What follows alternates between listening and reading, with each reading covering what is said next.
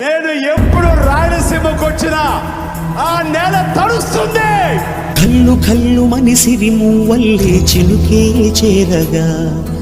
జల్లు జల్లు మని పులకింతల్లో పుడమే పాడగా, హరివిల్లు ఎత్తి కరిమప్పు వానవాడాలే వేయని,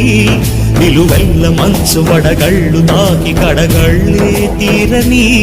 జడివాన జాడతో ఈ వేళ జన జీవితాలు చిగురించేలా రాలసీమలో